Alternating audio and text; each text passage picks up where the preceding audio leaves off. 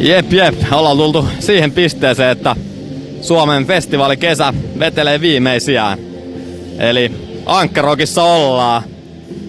Katsotaan mitä Ankkarokilla vuonna 2001 oli tarjottavana.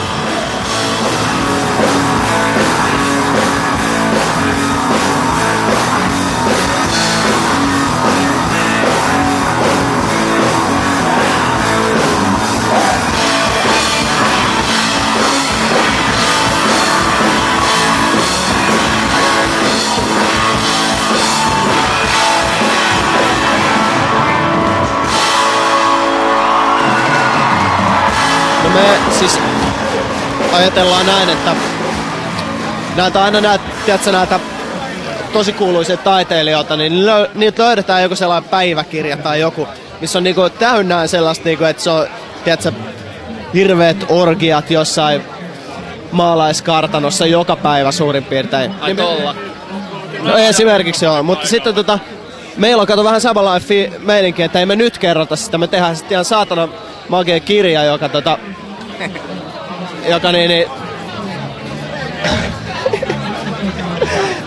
Ei päästäkään tää kaveri jo dokaamaan. Siellä on semmoinen iso mato. Ei se jaksa enää näitä. Tuolla, kato, näet. Kohta haastatellaan Lassea muuten sitten. Mä jonossa.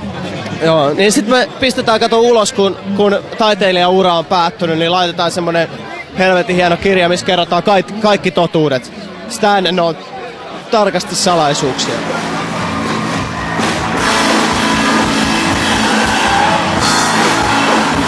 Mitäs meidän saat kaistan tehosekoittimelle myötämästä arvonimestä, eli Suomen pieniperseisin orkesteri?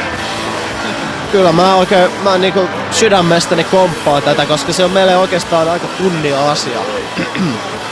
Ja silleenkin me voitais olla myöskin Suomen kapea-harteisin orkesteri.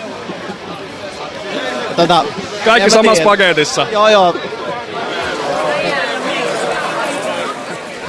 Mariko, terve. Eikö ole lepposta maata tässä kiveä vasten? On hyvä. Nyt on hyvä olla, kun on keikka vedetty ja keikka meni hyvin ja avattiin festarit ja kesän vikat festarit. Ja no sä kerkisit sanoa, joko mä ajattelin kysyä sitä, että kun te olitte oikeastaan festari avausakti, niin miten se meni? Oliko kovinkin paineita tämän asian suhteen?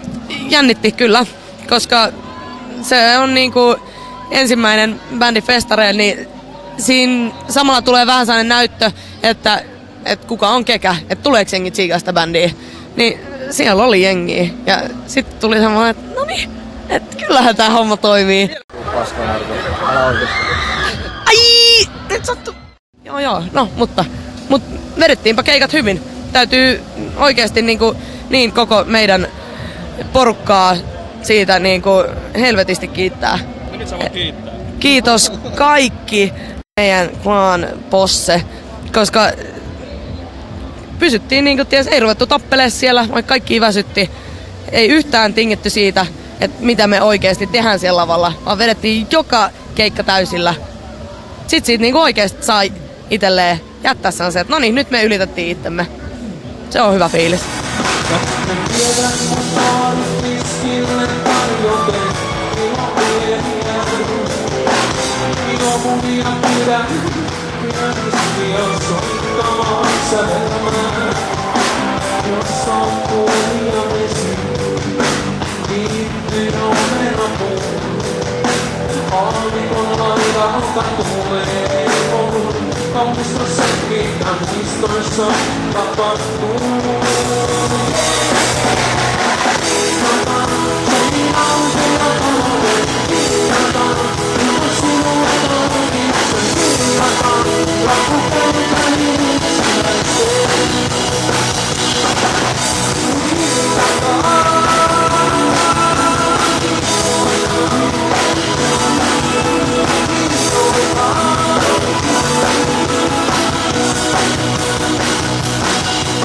Täällä lauantaina on vähän heiko-oloinen keli silleen, että vettä pikkuset tulee, mutta ei se silleen haittaa mitään, että The Rasmus-yhtye just tuolla veti mahtavan keikan ja jengi dikkaili ihan mahdottomasti ja tossa on Ismo Alanko ja Dingoa ja Hanoroksia ja kaiken maailman kivoja bändejä tulossa vielä tänään. Eiköhän tää kelistä huolimatta ihan putkeen mene. Että kiitos kaikille.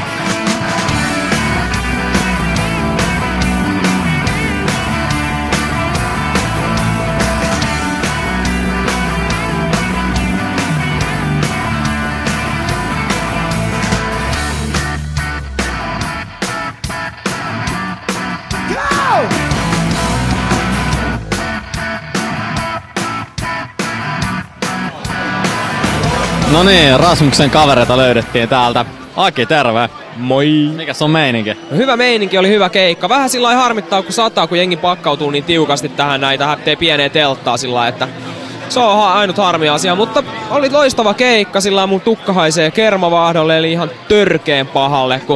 Ja niin siitä pitikin kysyä tosiaan kermavaahdosta. No Heiskasen Janne, vanha Rasmus-rumpali, tuli ja tyhjensi sellaisen taas toistamiseen, sellaisen säiliön. Semmoista pursuttavaa kermavaahtoa mun päähän. Ja sit kun mulla on tommoset hirveet paakut, niin se haisee ja pahalle. Ja sit kun niitä yrittää pestä, niin sit ne on märät ja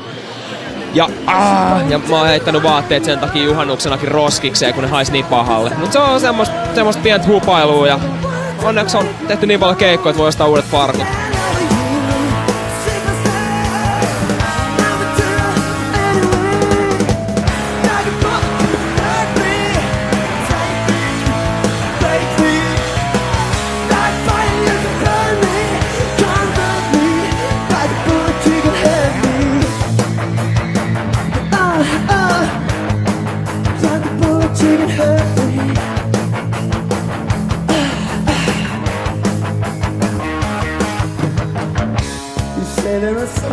Mitäs nyt sitten tänään keikan jälkeen, niin mikä on meininki?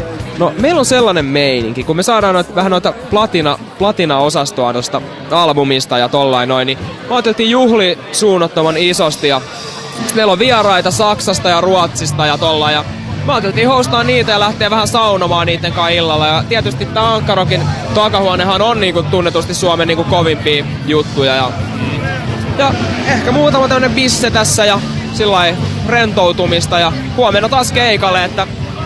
Mitäs, onks Matilla jotain tähän? Joo, on. Oli niin järkyttävä meteli tuossa eturivin tyttöjoukossa teidän keika-aikana, että täytyy kysyä tämmöistä kysymystä, että ootteko te mikittänyt niistä suurimman osa? No siitä en tiedä, että mitä noin meidän henkilökunta on tehnyt, mutta eturivin tytöille terveisiä. Loistava meininki, sairaan mageet sillä että jengi laulaa mukana ihan täysin ja siitä tulee sellainen fiilis, että jengi on yhdessä, vaikka me ollaankin tuossa korokkeella, mutta että kaikki on yhdessä ja duunaa sitä juttua ja musta se on mahtavaa. Se aina panee hengittää todella epäsäännöllisesti ja miettimään, että mistä tässä on oikein kyse. Kiitos teille.